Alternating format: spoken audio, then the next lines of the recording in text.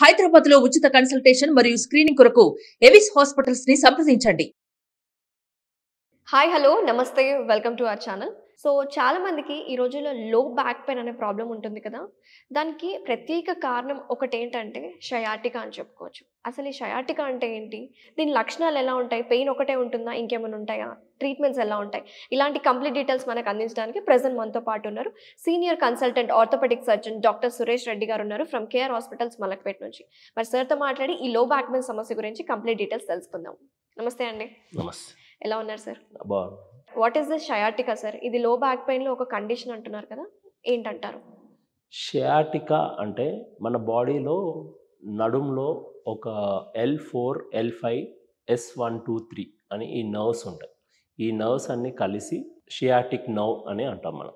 ఈ sciatic nerve నడుములో నుంచి మన వెనక సైడ్ నుంచి థై నుంచి నీ అండ్ ఫుట్ వరకు కూడా ఇదే నర్వ్ సప్లై చేస్తుంది. దీన్ని షియాటికా నర్వ్ అంటాం. ఈ షియాటికా నర్వ్ మీద L4, L5, L5, S1 ఈ లెవెల్లో ఎస్పెషల్లీ ఏదైనా డిస్క్ బయటికి వచ్చి ఆ డిస్క్ నర్వ్ మీద ప్రెషర్ పెట్టి దానివల్ల పెయిన్ వస్తుంటే దీన్ని షియాటికా అంటాం. జనరల్లీ లో బ్యాక్ పెయిన్ ఉన్న వాళ్ళు అందరికీ షియాటికా ఉండదు. లో బ్యాక్ పెయిన్కి కారణాలు చాలా ఉంటాయి. అందులో sciatica one of the main reason. ఈ డిస్క్ అనేది ఎప్పుడు బయటకు వస్తుంది అని అంటే ఇంటర్వర్టబ్రల్ డిస్క్ ప్రెషర్ ఎప్పుడైతే ఎక్కువ అవుతుందో అప్పుడు ఈ డిస్క్ ఆ ప్రెషర్ని తట్టుకోలేక బయటికి బల్జ్ అవుతుంది. అంటే ఈ ఇంటర్వర్టబుల్ డిస్క్ ప్రెషర్ అనేది ఎప్పుడు క్రియేట్ అవుతుంది అసలు? Yeah, good question. ఎప్పుడైతే మనం ఎక్కువసేపు కూర్చొని కంటిన్యూస్గా సిస్టమ్ ముందు పనిచేసుకునే సాఫ్ట్వేర్ ప్రొఫెషనల్స్ లేదా కంటిన్యూస్ స్టాండింగ్ ఉండే వాళ్ళు ఎవరైతే ఉంటారో వీళ్ళల్లో ఎక్కువ ఆ ప్రెషర్ అనేది పెరుగుతుంటుంది. And again weight also increases this pressure. So obese patients, continuous sitting job లేదా కంటిన్యూస్ స్టాండింగ్ జాబ్ ఉన్నవాళ్ళు, లేదంటే హెవీ వెయిట్ లిఫ్టింగ్ ఏమన్నా చేసేవాళ్ళు, అన్ప్రాపర్డ్ ట్రైనింగ్ అంటే ప్రాపర్ ట్రైనింగ్ లేకుండా ఒకేసారి బరువెత్తడం స్టార్ట్ చేస్తే ఈ ఇంటర్వర్టబ్రల్ డిస్క్ ప్రెషర్ పెరిగి ఆ డిస్క్ ఆ ప్రెషర్ తట్టుకోలేక బయటికి వచ్చేసి దాన్ని బల్జ్ అంటాము. ఆ బల్జ్ అవుతుంది. దాని ద్వారా పెయిన్ స్టార్ట్ అవుతుంది. దాని ద్వారానే ఈ షియాటిక్ నర్వ్ మీద ప్రెషర్ ఉండడం వల్ల షియాటికా ప్రాబ్లం స్టార్ట్ అవుతుంది. మరి ఈ సిమ్టమ్స్తో మీ దగ్గరకు వచ్చిన వాళ్ళకి డయాగ్నోసిస్ ఎలా చేస్తాం sir? So first any person with లో బ్యాక్ పెయిన్ వచ్చి ఇదే సిమ్టమ్ షియాటికా కంప్లైంట్స్ లైక్ కాళ్ళు గుంజడం, తిమ్మిరి పడుతున్నాయి అని చెప్పుకున్న వాళ్ళకి మనం ఇనీషియల్గా ఫస్ట్ ఎక్స్రే చూస్తాము. ఎక్స్రేలలో మనం 2 పాయింట్స్ చూస్తాం. ఇంటర్వర్టబ్రల్ డిస్క్ స్పేస్ ఎలా ఉంది అండ్ ఏదైనా లిస్థెసిస్ అని అంటాం. అంటే ఒక బొక్క మీద ఇంకో బొక్క ముందుకు వెళ్తుంటుంది ఒక్కోసారి. ఇవి లిగమెంట్ వీక్నెస్ వల్ల కూడా కొంచెం ఓల్డ్ ఏజ్ పేషెంట్స్లలో అవుతుంటుంది. ఇవి ఉన్నాయా లేదా చూస్తాం. నెక్స్ట్ మెయిన్ షియాటికా డయాగ్నోసిస్కి మనకి MRI scan compulsory. So MRI scan ఒకటి చేస్తాం. MRI స్కాన్లో L4, L5, L5, S1 discs ఏమన్నా బయటకు వచ్చాయా, దాని డిస్క్ బల్జ్ కానీ ప్రొట్రూషన్ కానీ ఏమన్నా ఉందా, ఎంత నర్వ్ మీద ఎంత ప్రెషర్ పడుతుంది అనేది మనం చూసుకొని దాన్ని బట్టిగా షియాటికాని డయాగ్నోస్ చేస్తాం. సో దీనికి ప్రాపర్ ట్రీట్మెంట్ అంటే ఏముంటుంది సార్?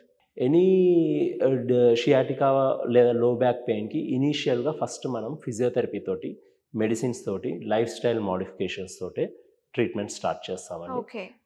సో మనం ఫస్ట్ పేషెంట్ని చూసాక ఫస్ట్ ఆయనకి ఏమైనా ప్రీడిస్పోజింగ్ ఫ్యాక్టర్స్ ఉన్నాయా, లైక్ ఇందాక మనం చెప్పినట్టుగా weight is most important. And we enquire about his work, అతను ఏం పని చేస్తాడు.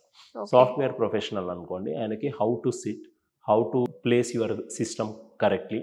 సో ఇవి మనం ప్రాపర్ ట్రైనింగ్ ఇస్తాం. అండ్ వెయిట్ ఒకవేళ ఎక్కువ ఉంటే ఆబ్వియస్లీ వెయిట్ తగ్గించుకోమని చెప్తాము. ఒకవేళ కంటిన్యూస్ స్టాండింగ్ లేదంటే వెయిట్ లిఫ్టింగ్ ప్రొఫెషనల్స్ వాళ్ళు ఎవరైనా ఉంటే మాత్రము జిమ్కి వెళ్ళే వాళ్ళు కొంతమంది ఉంటారు. వాళ్ళకి ప్రాపర్ ట్రైనింగ్లోనే ఆ వెయిట్ లిఫ్టింగ్ చేసుకోమని చెప్తాం. అండ్ ఆల్రెడీ పెయిన్ వచ్చాక మాత్రము కొంచెం వెయిట్ లిఫ్టింగ్ అవాయిడ్ చేయమనే చెప్తాం కొన్ని రోజులు.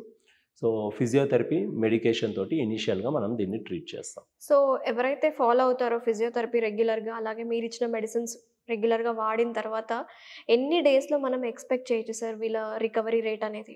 Generally physiotherapy and medication start చేసి లైఫ్ స్టైల్ మోడిఫికేషన్స్ చేసుకుంటే మాత్రం 3 to 4 వీక్స్లో జనరల్లీ మనం వాళ్ళకి సిమ్టమ్స్ బెటర్ అవుతున్నాయి, ఇంతకు ముందు ఉన్నంత పెయిన్ లేదు, తిమ్మిర్లు కూడా కాస్త తగ్గుతున్నాయి, ఇవి చెప్పడం స్టార్ట్ చేస్తాం.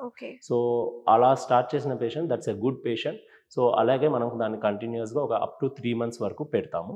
సో 3 months తర్వాత కూడా పెయిన్ ఫ్రీ ఉంటే మెడిసిన్స్ మనం ఆపేసి ఓన్లీ ఫిజియోథెరపీ అండ్ ఎక్సర్సైజెస్ వాటి మీదనే కంటిన్యూ చేసుకోమని చెప్తాం. ఓకే. ఈ దీనికి ఏమైనా స్పెసిఫిక్ డైట్ ఏమైనా ఉంటుందా? Diet only to control the weight అండి, అంతేకాని Okay. దీనికి సపరేట్గా ఇవి తింటే తగ్గిపోతుంది అనేది మాత్రం ఏం సో లేదు. బరువే మెయిన్ కారణం అన్నిటికీ. బరువే మెయిన్ కారణం. దీని నెక్స్ట్ స్టేజ్ ఇంకా వాళ్ళకి పెయిన్ తగ్గలేదంటే నెక్స్ట్ ఆప్షన్ ఏముంటుంది? యా, ఫిజియోథెరపీ చేశాక ఎక్సర్సైజెస్ చేశాక మెడిసిన్స్ వాడాక కూడా సరిగ్గా రిలీఫ్ లేదు అని అంటే వాళ్ళకి ఎంఆర్ఐ స్కాన్లో ఒకవేళ డిస్క్ నిజంగానే బాగా బయటికి వచ్చేసి ప్రొట్రూషన్ బాగా ఎక్కువ ఉందంటే మనం సర్జరీ చేయాల్సి వస్తుంది. సర్జరీలో కూడా డిఫరెంట్ టైప్స్ ఆఫ్ సర్జరీస్ ఉన్నాయండి. ఎండోస్కోపిక్ డిస్కెక్టమీ అనేసి, ఓపెన్ డిస్కెక్టమీ అనేసి, డిస్కెక్టమీ ప్లస్ ఫిక్సేషన్ అనేసి. Okay okay. సో దీని ప్రకారంగా వాళ్ళకున్న ప్రాబ్లమ్ని బట్టి మనం సర్జరీకి వెళ్ళాల్సి ఉంటుంది. ఎస్పెషల్లీ చాలా మటుకు డిస్కెక్టమీ సర్జరీ చేస్తే వాళ్ళకి పెయిన్ రిలీఫ్ వచ్చేస్తుంది. Okay, very nice sir, thank you so much. చాలా డీటెయిల్గా ఎక్స్ప్లెయిన్ చేశారు. సో సయాటికా అంటే ఇది ఒక మేజర్ ప్రాబ్లమే సార్ ఈ జనరేషన్లో వాళ్ళకి. Yes. సో మెడిసిన్స్తో ఎలా కంట్రోల్ చేసుకోవాలి, వీళ్ళు తీసుకోవాల్సిన జాగ్రత్తలు ఏంటి, సర్జరీ ఆప్షన్స్ ఎలా ఉంటాయని చాలా క్లియర్గా చెప్పారు. థ్యాంక్ యూ అండి. Thank you.